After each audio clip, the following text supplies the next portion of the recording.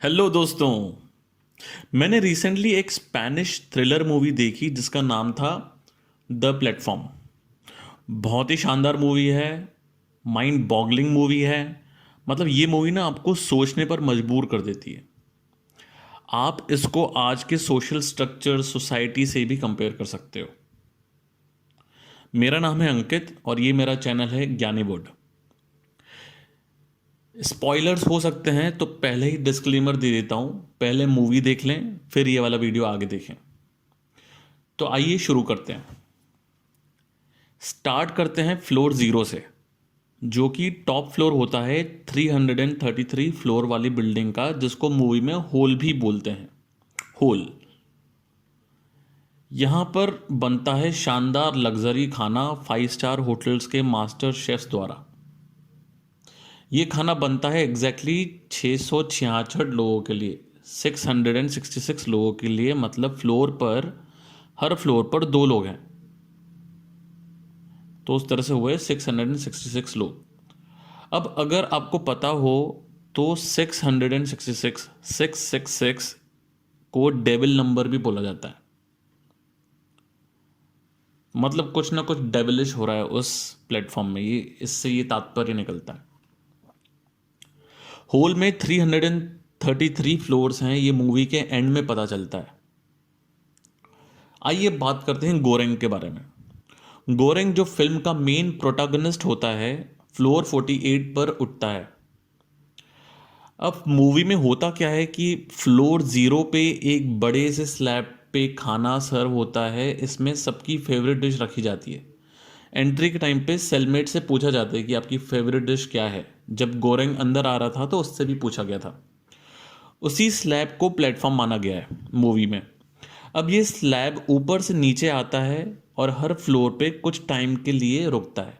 उस टाइम में उस फ्लोर के दोनों लोगों को जितना खाना खाना है वो खा सकते हैं, बट कुछ भी खाना खुद के लिए बचा के नहीं रख सकते। नहीं तो वहाँ का एडमिनिस्ट्रेशन वहाँ के एसी के टेम्परेचर को बहुत कम या बहुत ज़्यादा कर देता है, तो खाना रख नहीं सकते। तो जैसे ही प्लेटफॉर्म नीचे जाता रहता है, नीचे के लोगों के लिए खाना बचता ही नहीं है। ऊपर वाले लोग बहुत खा लेते हैं, नीचे वाले लोगों के लिए कुछ भी खाना नहीं बचता। मूवी के इनिशियल पार्ट में जैसे हम लोग हैं मूवी को समझने की कोशिश करते हैं, उसी तरह से गोरेंग समझने की कोशिश करता है कि हो क्या रहा है। उसका पहला सेलमेट होता है एक बुढ़ा जिसका नाम होता है त्रिमागासी। त्रिमागासी सही नाम है ना भाई लोग? त्रिमागासी। सो त्रिमागासी एक प्रिजनर होता है जो कि टीवी फेंक के एक बंदे का मर्डर कर देता है। तो उसको चॉइस दी जाती है कि भाई तू 1 साल पागल खाने में रहेगा कि होल में रहेगा। तो बोलता है भाई मैं तो होल में रहेगा। ऑन द अदर हैंड गोरेंग खुद की मर्जी से वॉलेंटरीली आता है 6 महीने के लिए, जिसके बदले में उसको कॉलेज डिप्लोमा दिया जाता है और उसको सिगरेट भी छोड़नी होती है। तो उसने सोचा कि इसी बहाने स्मोकिंग भी क्विट कर दूंगा। अब जो लोग होल के बाहर हैं उन लोगों को ज़्यादा आइडिया होता नहीं है कि अंदर चल क्या रहा है। इवन इमोग्यूरी जो बाद में प्रिजनर बन के सेलमेट बन के होल में आती है, जो लोगों का इंटरव्यू लेती है होल में जाने के लिए, उसको भी अच्छे से पता नहीं होता है कि क्या चल रहा है अंदर। अब जो ये सब लोग हैं होल में, वो किसी ना किसी रिवॉर्ड प्रॉमिस के लिए अंदर हैं। जैसे इमोग्यूरी के लिए कैंसर का ट्रीटमेंट, गोरेंग के लिए डिप्लोमा और त्रिमागासी के लिए पागल खाने और जेल से आज़ादी। बट देखा जाए तो फालतू प्रोमिसेस हैं, बस चूतिया बनाने की ट्रिक्स हैं। क्योंकि जब तक कोई टाइम कंप्लीट करे होल में, उससे पहले ही वो भूख या आपस में लड़के मर जाते हैं। इस सेटअप को देख के ऐसा समझ आता है कि ये कैपिटलिज्म आइडियोलॉजी को दर्शाता है। कैपिटलिज्म आइडियोलॉजी क्या कहती है कि जो हार्डवर्क और एंड्योर करेगा वही सक्सेसफुल होगा, जो सच नहीं है। बहुत लोग हार्डवर्क करते हैं बट ऊपर नहीं पहुंच पाते हैं लाइफ में। जैसे सुशांत का ही एग्जांपल देख लो। बहुत लोग ये भी बिलीव करते हैं कि कैपिटलिज्म एक घटिया और अनजस्ट सिस्टम है, just like hole in the movie. But cellmates हमेशा इस होप में रहते हैं कि चीज़ें सुधरेंगी, अच्छे दिन आएंगे, अच्छे दिन आएंगे, अच्छे दिन आएंगे। जैसे इमोग्यूरी मूवी में बोलती है, If everybody ate only what they needed, the food would get to the lowest level. In here, it's not that easy. No, It's not. Not here nor out there. But something needs to happen at the VSMC sooner or later. You know, something that sprouts a spontaneous solidarity. VSMC, spontaneous solidarity. इस word के meaning पे हम फिर आगे बात करेंगे। होता क्या है कि जब नीचे वाले फ्लोर जैसे 110वें फ्लोर पे प्लेटफॉर्म आता है तो कोई भी खाना बचता ही नहीं है उनको खाने के लिए। तो वो फाइनली क्या करते हैं, एक्सट्रीम मेजर्स ले लेते हैं, कैनिबलिज्म पे आ जाते हैं, एक दूसरे को काट के खाने पे चले जाते हैं। और क्योंकि हर महीने के एंड में प्रिजनर्स को रैंडमली शफल किया जाता है अलग अलग फ्लोर्स पे, त्रिमागासी गोरेंग को बताता है कि वो लेवल 8 और लेवल 132 दोनों पे रह चुका है। हर प्रिजनर को अपना एक पर्सनल आइटम साथ रखने की परमिशन होती है। गोरेंग जो होता है वो डॉन क्वियोटे की बुक लाता है जिस पे त्रिमागासी गोरेंग की खिल्ली उड़ाते हुए बोलता है, अबे Chomu, out of everything in the world तू एक बुक लाया, देख मैं तो चाकू लाया हूँ, चाकू। डॉन क्वियोटे अपने टाइम की एक रिवॉल्यूशनरी बुक मानी जाती थी जिसमें क्लास और वर्थ को कंपेयर करके ये बताया गया है कि जो टॉप के एरिस्टोक्रेट्स होते हैं, जो अमीर लोग होते हैं, वो कितने केयरलेस होते हैं और जो नीचे दर के लोग हैं वो कितने वाइस और थॉटफुल होते हैं। इसी बुक के हिसाब से ये एक कंट्रास्टिंग मूवी है जिसमें टॉप के लेवल के लोग घिनौना और ग्रीडी बिहेवियर दिखाते हैं। गोरेंग जैसे लोग जो थॉटफुल हैं, जो सबके भले के लिए सोचने पे मजबूर हो जाते हैं। ये मूवी में मैसेज है कि इंडिविजुअल ग्रीड और सेल्फिशनेस से, मतलब कि मुझे ही सब खाना है, मैं ज़्यादा खाऊंगा वाली सोच से पूरा सिस्टम एज अ होल कितना करप्ट हो सकता है। गोरेंग त्रिमागासी को समझाता है कि हमें सबको बताना चाहिए कि अपना अपना खाना राशन करके खाओ। जितने कम से कम खाने से काम चल सकता है उतना ही खाएं, जिससे नीचे वालों के लिए खाना बच जाए और वो सर्वाइव कर सकते हैं। यह बात सुन के त्रिमागासी नीचे वालों की हेल्प के बदले उन पर सूसू कर देता है। इस मूवी में ऊपर वाले लोग नीचे वाले लोगों पे लिटरली सूसू पॉटी करते हुए दिखाए गए हैं। सिमिलरली जैसे बिलियनर्स एंड बिग कॉरपोरेशंस गरीबों को एक्सप्लॉइट करते हैं। Now things start to change जब मिहारू नाम की कैरेक्टर प्लेटफॉर्म पे बैठ के नीचे आती है अपने बच्चे को ढूंढने के लिए। मिहारू का जापानीज ट्रांसलेशन होता है open one's eyes wide open. And जब गोरेंग मिहारू से मिलता है तब एक्चुअली उसकी आंखें खुलती हैं कि कितना इनजस्टिस हो रहा है इस होल में।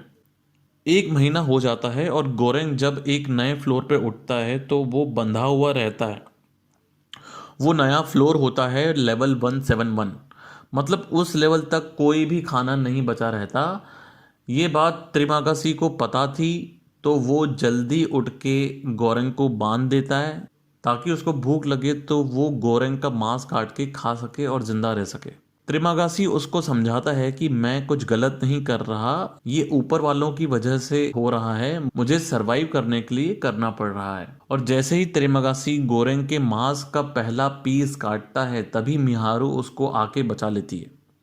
नेक्स्ट सीन में गोरेंग लेवल 33 पे उठता है एक नए सेलमेट इमागुरी के साथ। इमागुरी भी आइडियलिस्ट माइंडसेट पर्सन है, बट उसमें वो सिस्टम को चेंज करने वाली बात नहीं है। वो ऊपर से नीचे वालों पे चिल्ला चिल्ला कर कहती है कि खाना राशन करो, जितना ज़रूरत है उतना खाओ, बट कोई उसकी सुनता नहीं है।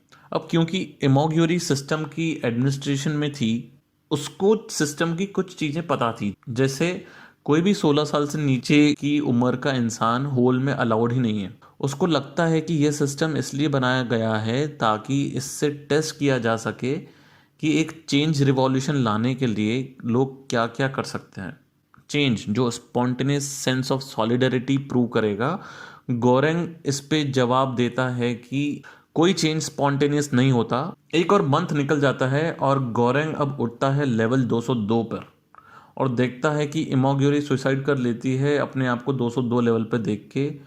गोरेंग अपनी बुक के पेजेस खा के और इमागुरी का मांस खा के ज़िंदा रहता है 1 महीने तक, और ऐसा करते हुए वो अपने फाइनल मंथ में आ जाता है। अपने फाइनल मंथ में वो एक नए फ्लोर पे रहता है। अब उसका नया फ्लोर पे उसका सेलमेट होता है भारत। भारत भी एक थॉटफुल बंदा रहता है जो अपने साथ एक रस्सी लाता है ये होप में कि उसकी हेल्प से वो होल को एस्केप कर सकता है। बट ये प्लान तभी सक्सेसफुल होगा जब ऊपर वाले लेवल के लोग उसकी मदद करें, जो होने वाला है नहीं। हेल्प तो छोड़ो, ऊपर वाले लोग भारत के ऊपर लिटरली पॉटी करते हुए दिखाए गए हैं जब वो ऊपर चढ़ने की कोशिश करता है। फिर गोरेंग और भारत एक प्लान बनाते हैं कि वो प्लेटफॉर्म पे खुद बैठ के नीचे सारे फ्लोर्स पे जाएंगे और खाना खुद इवनली डिस्ट्रीब्यूट करेंगे। शुरू के 50 लेवल तक तो वो किसी को खाना देते ही नहीं है, क्योंकि उनको लगता है कि भाई इन्होंने तो बहुत पेट भर के ऑलरेडी खाया हुआ है, तो आज नहीं खाएंगे तो इनके लिए चलेगा, जिससे नीचे वाले लोगों के लिए इनफ खाना अवेलेबल रहे। जब वो एक एक करके नीचे के फ्लोर्स पे जाते हैं,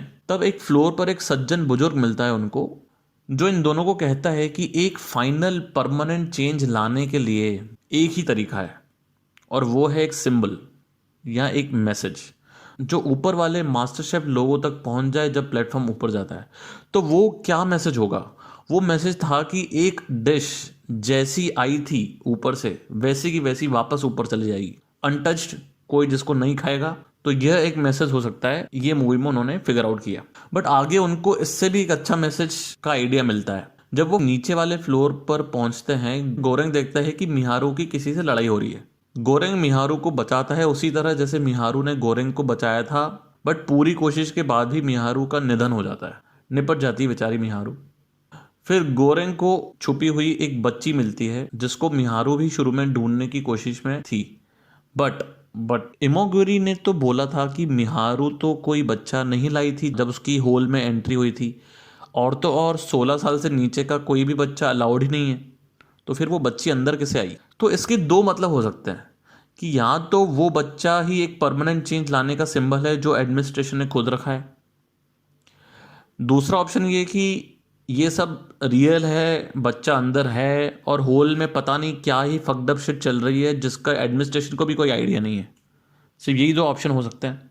भारत और गोरेंग जो एक डिश बचाते हैं पेनाकोटा वाली, वो भूखी बच्ची को दे देते हैं, जो एक सेल्फलेस एक्ट दिखाता है, जो पूरी मूवी में दिखाई गई ग्रीड को कॉन्ट्राडिक्ट करता है। फिर जो भारत है उसका इतना खून बह जाता है कि वो भी निपट जाता है। फिर गोरेंग उस बच्ची को प्लेटफॉर्म पे बिठाता है और फिर प्लेटफॉर्म और नीचे जाने लगता है। फिर उसको रियलाइज़ होता है कि वो बच्ची ही वो मैसेज है जिसका उस सज्जन बुजुर्ग ने बताया था।